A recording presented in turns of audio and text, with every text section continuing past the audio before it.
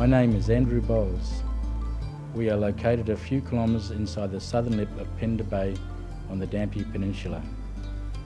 Dampier Peninsula is located north of the town of Broome in Western Australia.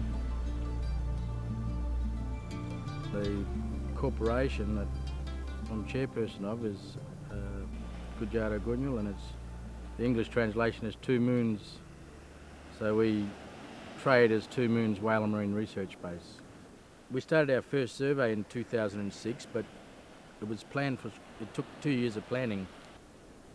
We had been in residence a bit longer than that, and we started that with Deakin University, and we invited them over to kick off our first surveys because we were a little bit worried that the voice of the humpback whale would not be heard, and we could do something. You know, Aboriginal people have traditionally tried to look after their country and look after the animals around them. So, but in this instance, we can talk as much as we want, but we need a scientist on a cliff to give accreditation to our surveys, and so it allows them to put the knowledge into a means that government and industry can understand. So that's what we did.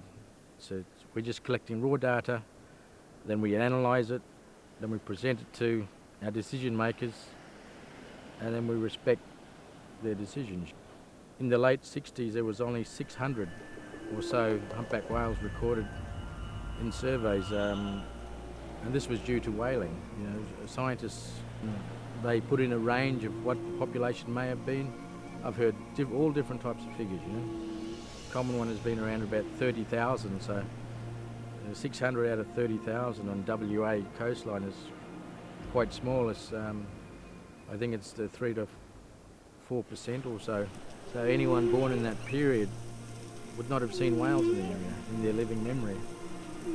So unless they've got word from people that have got knowledge of from before this, they may think the area doesn't have many whales because there was only 600 left in the 60s, and the population has recovered from then to now. To put it in perspective, in a single 5-minute scan, our highest count in the survey has been 92 whales within the field of view.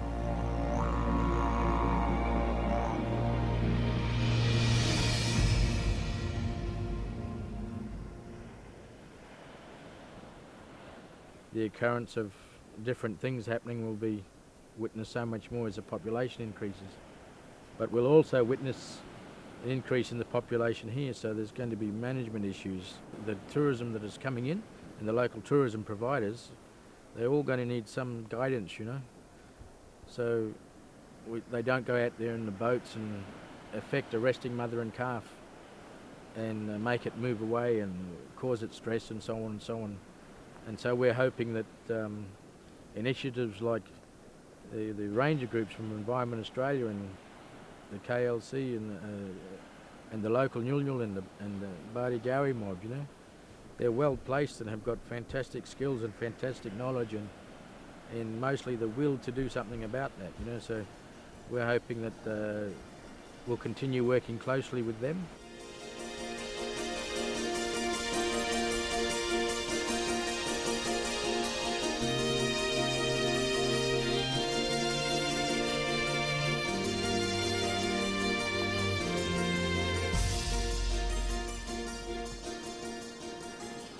Doing the whale research, look, I've put $30,000 through my own credit card to kick it off, and that was difficult, and I'm still paying some off.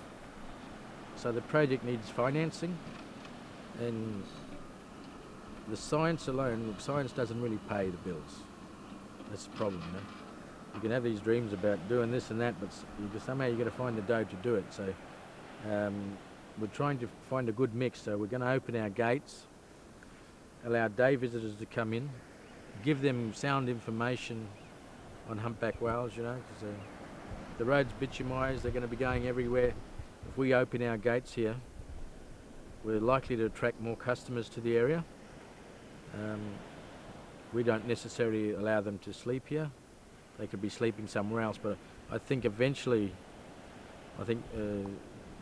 out of pure finances and financial stresses, they'll have to do something here on site to at least have some form of accommodation for sponsors and possibly a minimal amount from the general public. But the day visitors is a big focus on transferring good information to them, and we're unsure of the numbers we'll have. But when they arrive, we will give them information on whale conservation.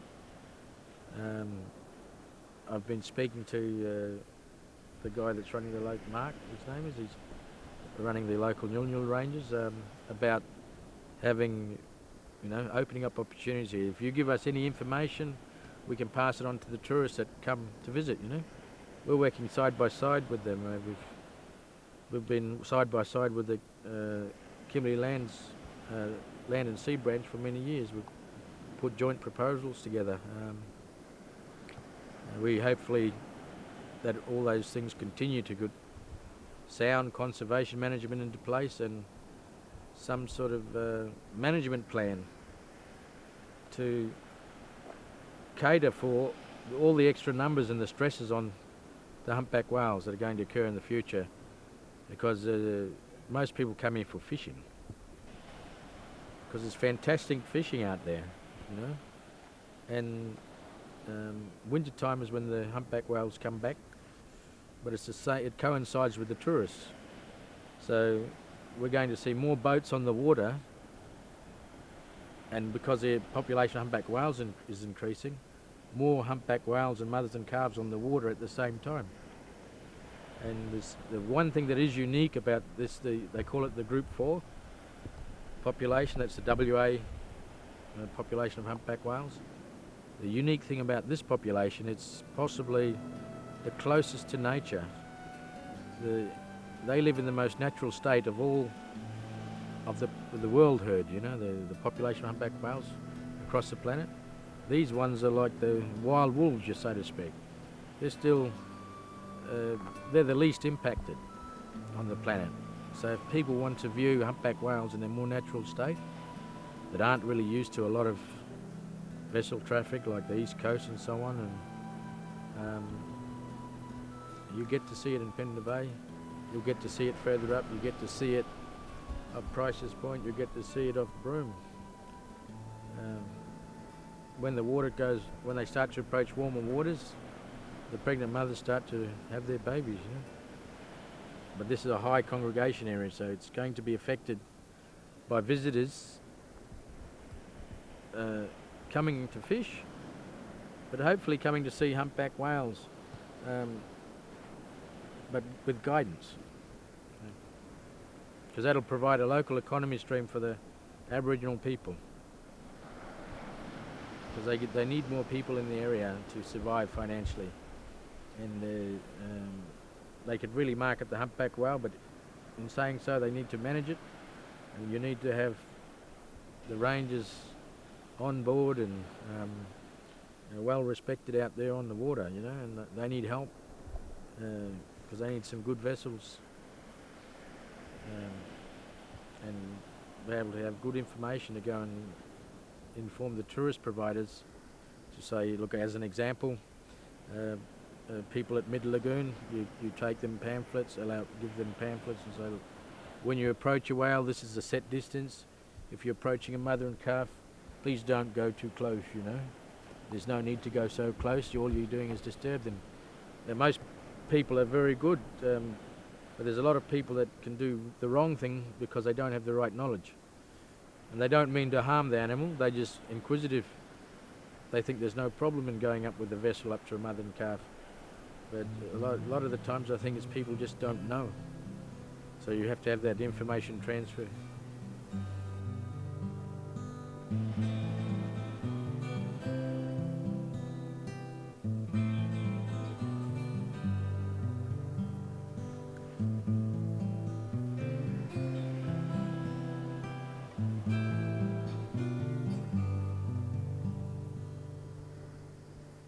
Into the future, hopefully we can involve expand the involvement from local people a bit more. It's one of the focuses I want to change, is to get more youth out here. We average 14 volunteers, but they're volunteers coming from overseas, and they do the labour component of the survey. And they also do all the base work, you know, when you have a team in a remote area. So there's openings there for people that are residential in the area to have gainful employment through this project. We take the youth at risk, and those kids, you know, will get support. They have a location to go to, and they will continue giving them the experience of meeting the scientists. As we expand, they'll get opportunities that they've never had before. Where, you know, I know I think there's been a few Aboriginal people already gone to Antarctica, but I don't know if anybody local from here has gone to Antarctica. There's other Aboriginal groups. When I say Aboriginal, we're all, you know, even the white people are Aboriginal from somewhere. But in Canada, there's Aboriginal people there that are doing similar stuff, whale research. And we could have exchanges with them and so on, and send some youth out. You know, there's building up the self-esteem of kids that have, you know, got problems with their family and develop the problems themselves, and that's, you know, that's going to be hard for them to escape that unless they get given other opportunities. But we've also got another, I guess you could call them native title holders, and that's the humpback whales. They're also traditional owners of the area, and possibly they've been here before the people, you know. But if you say your home is where you're born, the Kimberley is the home of the WA population of humpback whales.